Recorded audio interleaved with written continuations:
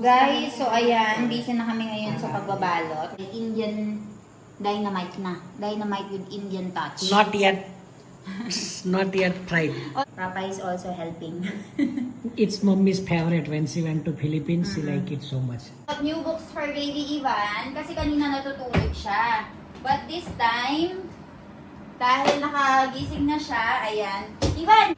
Guys, so ayan, ito na lahat ang ating mga vegetable. Yung mga fruits ni baby Ivan nasa loob na. I received my parcel finally kasi ang tagal ko na itong hinihintay. And actually, this is not all mine. Yung kung meron man ako, mangilan-ngilan lang.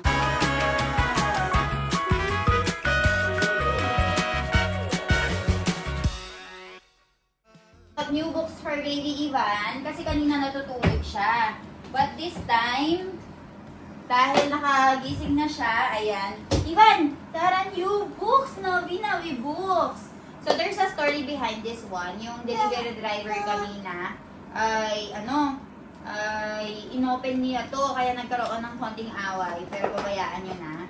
So right now there's a lot of books for baby Ivan. This is your library, Ivan. Wow! Jo, good manners. Wow! So ngayon, in-increase natin yung vocabulary ni baby Ivan. And also, ayan, mga foods, cupcakes, biscuits, yung mga ganyan. So, we'll be teaching him kung ano yung mga things around me, ganyan. Okay, let's start. See, animals. Jo, aso siya? Turtle. Ano? Crab. And this one? Fish. Aso siya. Babre. Jo, Jo. Piranha. Eh. Jellyfish. Yan, gamat siya? Gamat? Okay. One, two, scooter. Motorcycle. Bike. Bicycle. Cycle. Ako siya B. B for ball. Cho bẹt lên này ạ. Rồi chứ, cái bẹt lên này ạ. Rồi chứ na. Tignan niyo naman kung gaano kaseryoso sa panonood ang baby Ivan ko dito. Oh. Nanonood siya. May papalakpak pa yan. Ayan sila. May papalakpak pa yan. Nanonood sila ng baseball. Ayan o. Ala, future baseball play. Ano ka ba? Cricket player ka ba, Ivan?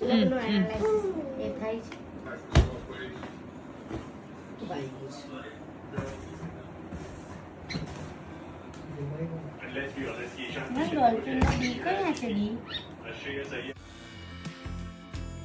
Yan naman ang anak ko dito, guys. So, umuulan. Ang kulit-kulit. Ayaw magpaawat. Naglalaro dito sa may sasakyan niya.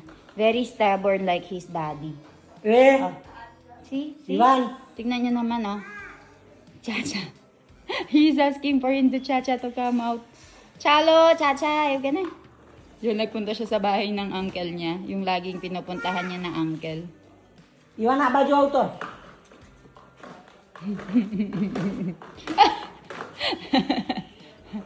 Chacha. Pupunta niyan siya sa loob, guys. Ayan. Pinuntahan niya. Kaka nahi. Yeah. Hoy. Ivan. Pinark na niya yung sasakyan niya. Nagpunta na sa loob. Bye-bye. Pyro, Chal. Sige ba, Ivan? 1, 2, 3. Ay, Pyro. Chocolate da ba? Hindi da. Mate daw, mate. On head. Uy! Ore, papre, very good! Ito, jabro bialas kara sanga, jo. Uy! Wow! Guys, so I received my parcel finally kasi ang tagal ko na itong hinihintay. And actually, this is not all mine.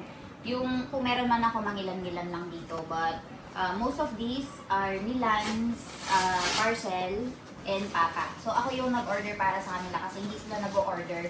And then when it's time for you to go and nag someone, they will nag me. Mhm. So, ayun. Liar. Ako yung ninanag nila kapag nagkakaroon ng problema. Liar. India. So this is pants of Doc Milan. This is not even pant, it's lower. Lower. It's for gym or somewhere, daily use, whatever. So, ayan. Don't I have so many blue? I have so many gray. The other one is this. Ayan. Ay, akin pala to guys. This is mine. Ayan. So, ayan. Tapos yung isa pang binili ko ay kay Milan kasi wala siyang pants para sa kanya. So, ayan. Bumili ako nito. And also, meron din para kay Papa. Ayan. Papakita ko sa inyo. Ayan. So, yung iba, hinihintay ko pa lang kasi for delivery pa lang sila.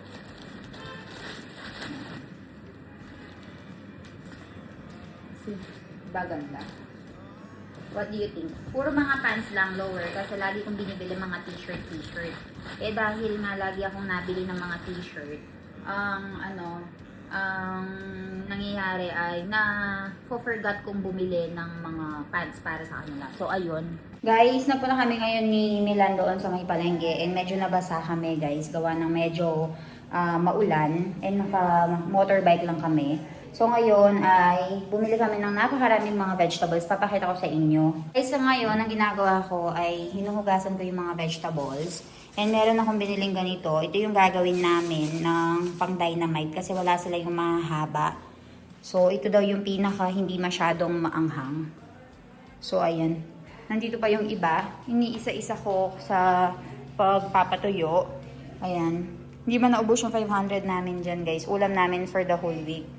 Ayan. Hugasan ko lang, tapos babalitaan ko kayo. And also for our food for today. And meron tayo dito tinatawag na tarka kichri. So, aayusin ko tong buong bahay kasi medyo magulo. Medyo makalat dahil nga nagawa kami ng mga snacks. Ito, lalagay ko dito sa ilalim. I'll fix everything and then I'll update you guys. Guys, so ayan, ito na lahat ang ating mga vegetable. Yung mga fruits ni Baby Eva nasa loob na. Nilagay ko na doon sa refrigerator. So, meron tayo ditong carrots, may 1 kilo of capsicum. Napakaraming capsicum no guys, kasi gagawa tayo ng pizza tomorrow, homemade pizza. Meron tayong tomato, medyo may kamahalan yung tomato ngayon guys. 80 rupees ang 1 kilo, so mga nasa 60 pesos. Meron tayong cabbage, may cauliflower, meron tayo ditong mora marsha kung tawagin nila, yan yung gagawin nating dynamite. Right over here, meron tayong galoda and meron tayong forward. And sa loob, merong fruits and dana. Curry leaves. So, ayan. So, nagluluto kami ngayon ng dynamite and tinatry namin yung iba't ibang ways ng pagluluto nito. So, we have 3 different type of cheese. Meron tayo ditong mozzarella cheese, meron tayong normal cheese, and ito, sliced cheese na ganito. So, dito, pina-fry ko na. Tinignan natin kung ano yung mas masarap. Binigyan nila ng iba't ibang mga masala yan. Kanya-kanyang flavor, kanya-kanyang eksperimento. So, taste testing tayo mamaya kung sino yung mananalo. So, ito yung ginawa ko. Nilagyan ko lang ng oregano and chili flakes. Si Mami nilagyan niya ng hanchar and chili powder. Si Milan, ewan ko sa kanya anong nilagay ni Milan dyan. So, taste natin. So, guys, so ayan, busy na kami ngayon sa pagbabalot. And ang ginawa namin ay nilagyan namin ng oregano, ng chili flakes, at saka itong chaat masala with chili powder.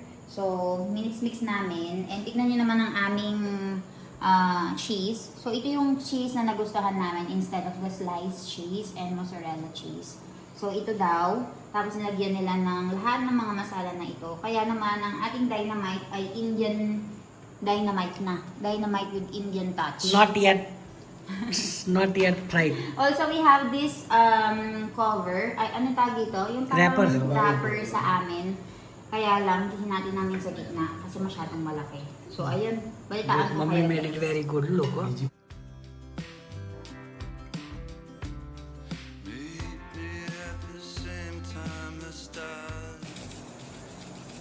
Cheese ma, oregano. બરાબર chilli flakes બરાબર બહુ બધા chilli flakes થોડું તીખું લાગે ને અને આ તીખી પાપડીનો મસાલો તીખી પાપડીને શું કહેવાય બસ હવે મિક્સ કરવાનું ચીઝ બસ થઈ ગયું. ભાગી ના જાય એમ. હા, ભાગ્ય ના એવી રીતે એટલે ટુકડા ટુકડા આખા મુકાય. પછી મરચા ઉપર આવા ટુકડા મૂકી દેવાના. છી પછી પેલા પેલું ચીઝ નાખ. કરેલા મોઝરેલા થોડું ખેંચાય ને એટલે. એટલે સારું દેખાય એમ. હા. પછી આ બસ એને રેપ પાડી દેવાનું. સમોસા ચોટા એવી રીતે ચોટાડી દેવાનું. કોણ છે જોડે એવાની?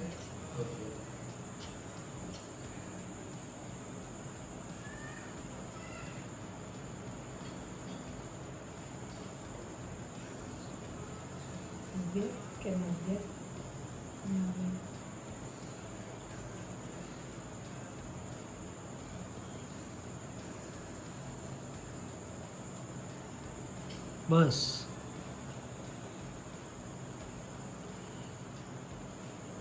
બસ હવે એને તરી નાખવાનું. જો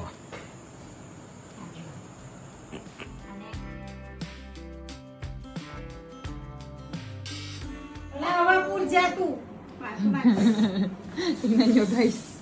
Natulong si Baby Iwan dito sa sa paglalagay ng air dito sa may penguin niya. બસ પેલી Napakapakkelam ng batang yan, no? Siya daw. Gusto niya siya daw yung maglagay. બસ પેલે પકડાવે એવું ના થાય ના જા પેલું જા લાગ Mapakkelam yan. જા તું ડાક જા હાથ લાઈને દબાવ ચાલ. જા ને Dabay. બે હાથથી બસ તે બાજુ મૂળ આવશે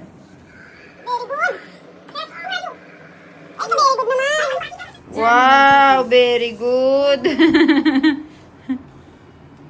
Gusto niya siya. everything by himself. Very independent. Ano, jate-jate pura jo. Bus very good સરસ સરસ જા Aja, chal. બસ પેલું આવી નીકળી જશે. પેલું લે જા બોન બસ થઈ Close, ગયું, જા. close. Close. Okay. થઈ ગયું હવે ચાલ ઢીંગલું લઈ લે હવે. નવીના લઈ ચાલ આવું રમવા ચાલે પેલા ઘેર કાળી પડતી છે Lalaro sila ng daddy niya, oh. Tinuturuan જાતે જાતે પગ મૂકી દે ચાલ. tinuturuan ni Milan kung paano mag-pump dito. Very good. જો